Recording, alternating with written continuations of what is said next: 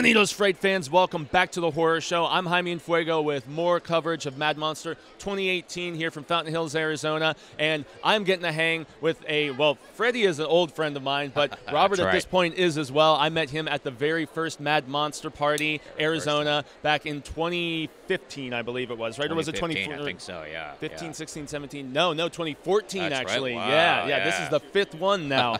So his costume, since I saw that very first year, it's gone through a few cosmetic upgrades, I think. Is the mask different, or did you just do some additional work on it? Or? You know, the parents of Elm Street, they just won't leave me alone, you know. So every couple of years they come back, they burn me again in the boiler so room. Uptight. Yeah, it just gets worse and worse. No, this is a Dark Ride Part 4 version 3, which in my opinion is one of the best Freddy masks that they make. So. It's super realistic, man. Now, so how long have you been cosplaying as Mr. Kruegs for? Oh, geez. I got my first silicone Freddy mask about 10 years ago. Wow. So, yeah, I've been doing this for a long time.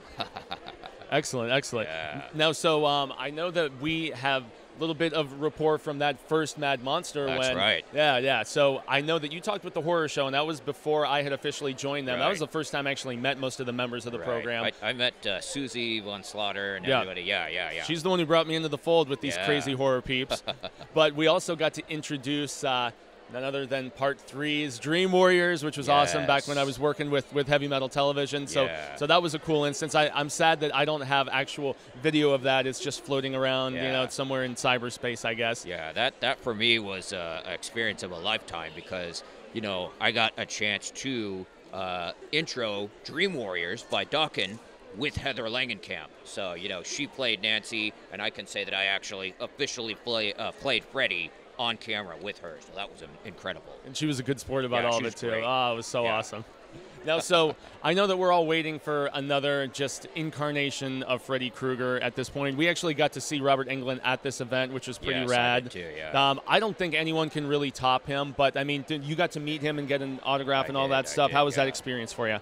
Well, you know, it was kind of bittersweet because, you know, I love Robert Englund, but I got to be honest, he's been making money off of my name for years. I mean, that guy, you know, Bobby Englund, he's a Screen Actors Guild peanut. That's he's what a hack he is, artist. You know? He's been making money off of my image, and you know, as soon as I get his Social Security card, he's got something coming for him. So take a nap, England. Sleep kills. Man, just making all that money off your likeness. Yeah, exactly. Absolutely awful. Well, he definitely brought a killer crowd of people to this event this past weekend. And we're hoping, honestly, that with some of the momentum that we've seen this year, maybe we can move to a larger, different location perhaps. And that's not to knock Fountain Hills. It's been fun for the last 3 years. But as we see this event continue to grow, I think it still has so much potential. It's probably my favorite horror convention here in Arizona, if not in the entire Southwest that I've attended. Have you been to anything comparable that really just has stuck out to you? You know, nothing beats Mad Monster as far as I'm concerned. In October, I'm going to go to Pasadena for the big 40th anniversary Halloween convention. Hoping to run into my buddy Michael Myers there. But yeah, I mean, as far as Arizona goes, Mad Monster is the place to be. I mean, and you really see a wonderful crowd of people come out here. I mean, you know, these are the true diehard horror fans, and you get a lot of metal fans out here too, and it's just such a great community and so supportive of the genre and of the talent. You know, it's the best fan base in the world, in my opinion, in Freddy's humble opinion. I concur, and that's the thing. I mean, most horror fans, or, you know, me being a metal guy and all that silliness, it's less of a fad type thing, like it is with, you know, others when, you know, they're like, oh, I'm enjoying this genre or this whatever for a few years. But horror fans are often of the lifelong. They're fans until this guy gets to them and you know makes their dreams of death come true. Yeah, this isn't a costume, man. This is a way of life. It definitely is. Now, Mr. Krueger, I have to ask you then. So, if they did take the route of another person beyond, you know, oh God, the guy who played Rorschach, whose name is totally eluding me. Jackie Earle Haley. Jackie Earle Haley, that's the guy. Remake, now, so if you could have somebody just take upon your likeness and try to give it justice, is there someone you can think of?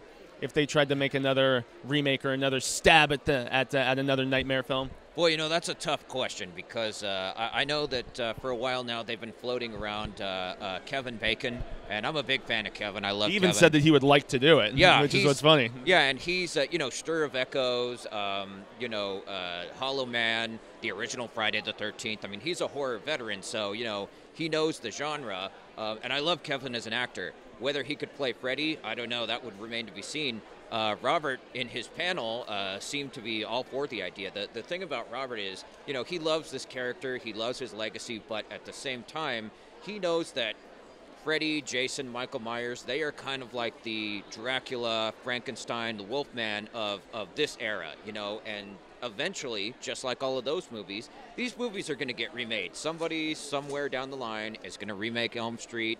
They'll do Friday the 13th again. They're doing Halloween.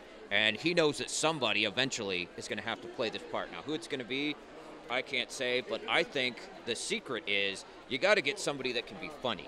Truly. Because, say what you will, I loved the evolution of Freddy. I loved how, in time, he started out really dark and serious, and eventually he became funny. He was almost like Bugs Bunny, he's cracking these one-liners. Well, especially in the later incarnations. Exactly. and that's part of what gives him his longevity, I think. So really, honestly, I think the best thing they could do, get a comedian.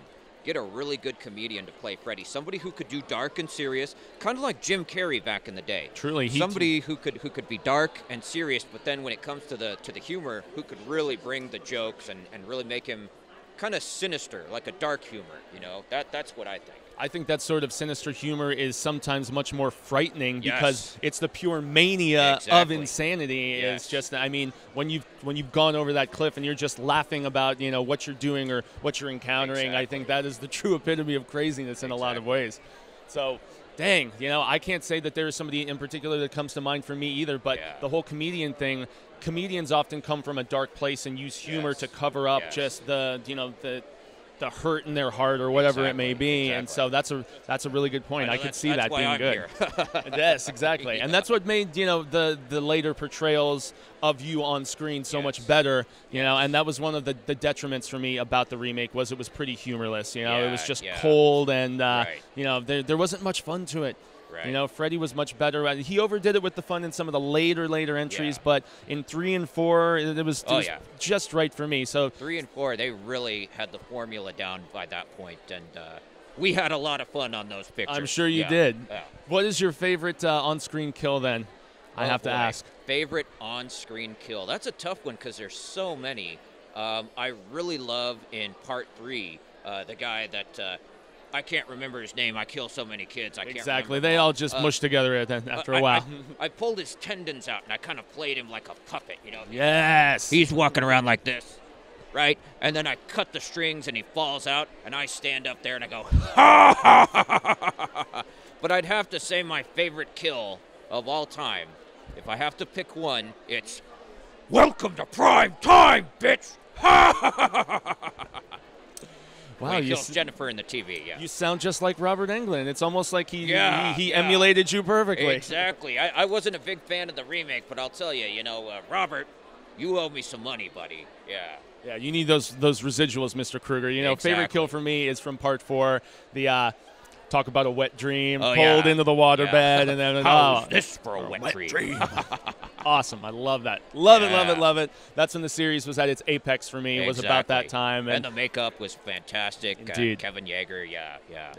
Damn good, in fact. Damn good. Exactly. In fact, I'm going to go home and watch those tonight. As you should. Now that we're past Friday the 13th with your old buddy Jason, let's push him to the side and focus back on Mr. Krueger. Exactly. Awesome. Right. Well, I have to extend, as I always do, a grande gracias anytime we're here in the desert talking to horror legends like Mr. Fred Krueger right here. Right. And until we come at you with more coverage from Mad Monster 2018, remember, he's going to see you in your dreams. And until then, stay scared. Sleep kills. See you in your dreams.